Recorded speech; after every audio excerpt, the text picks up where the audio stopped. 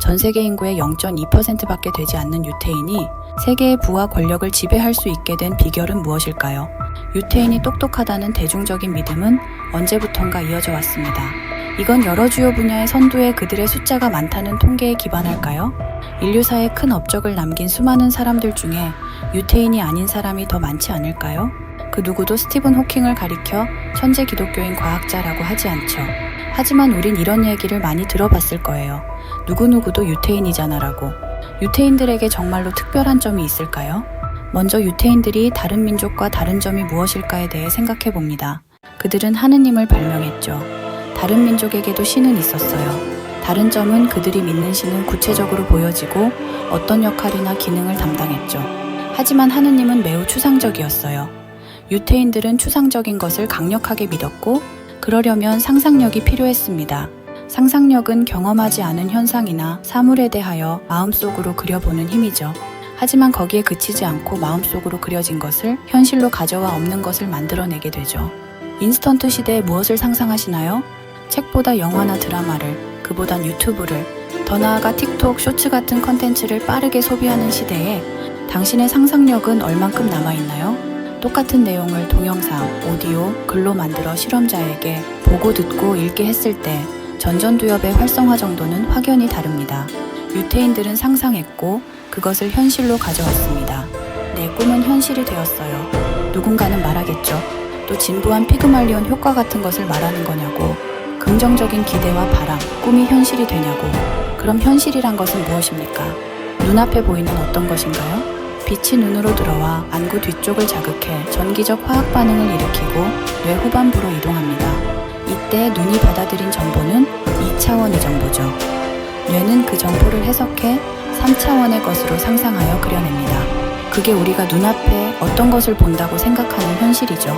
세계적인 베스트셀러 더 시크릿을 포함해 수많은 자기계발서에서 말하는 꿈꾸는 대로 상상하는 대로 이루어진다는 끌어당김의 법칙을 이런 측면에서 본다면 마냥 허무맹랑한 소리는 아니구나 라고 조금은 이해할 수 있을 것 같지 않나요? 유태식 세미나에 참석하면 이런 식으로 시작한다고 해요. 우선 목표를 정하세요. 비현실적인 목표를 상상하세요. 자전거를 타고 전국 여행을 한다고 생각해 보세요. 자전거를 타고 세계 여행을 한다고 생각해 보세요. 자전거를 타고 우주 여행을 한다고 생각해 보세요. 세계 여행을 목표로 하면 전국 여행은 다소 쉽게 느껴집니다. 그러면 우주 여행은 어떤가요?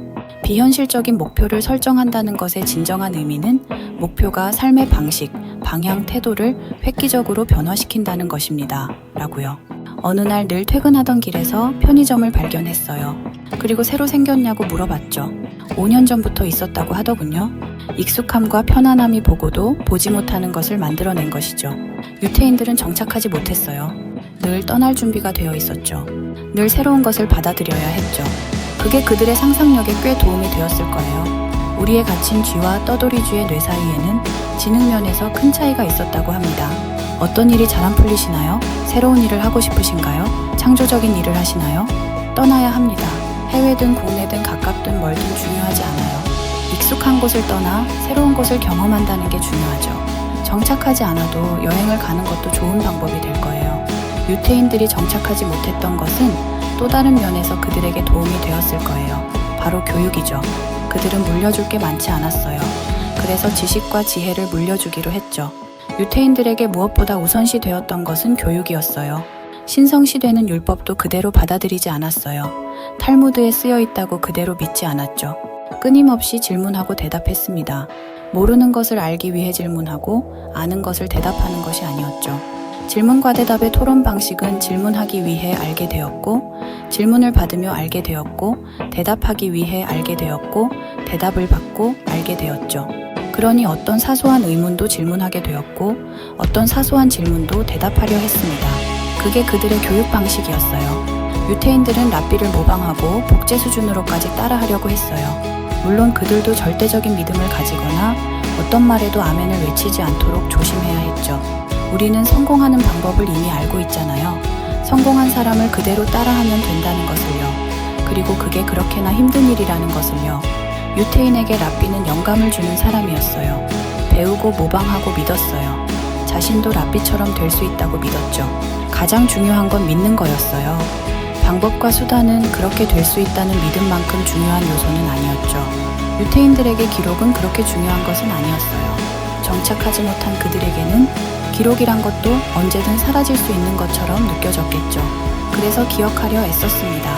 6월절 같은 집단 의식을 통해 기억을 전승하려 했고 다양한 기억수를 사용했죠. 장소법 또는 약어법 같은 방법과 은유를 붙이거나 적당한 덩이로 나누고 이미지화하고 이야기로 만들거나 하는 등의 기억수를 사용했어요. 그리고 대부분의 기억술에 필요한 것은 상상력이죠. 이 책은 유태인 지능의 비결이 상상력에 있다고 주장하는 에란 카츠의 천재가 된 제롬이었습니다. 이야기 형식에 중간중간 서구식 유머가 재미있었지만 후반부 본격적인 공부법을 설명하는 부분은 그렇게까지 와닿지는 않았던 것 같네요. 작가의 머리말처럼 지나치게 유태인적이어서 그랬던 것 같아요. 영상 시청해주셔서 감사합니다. 생각지 못했던, 외면했던 그런 생각.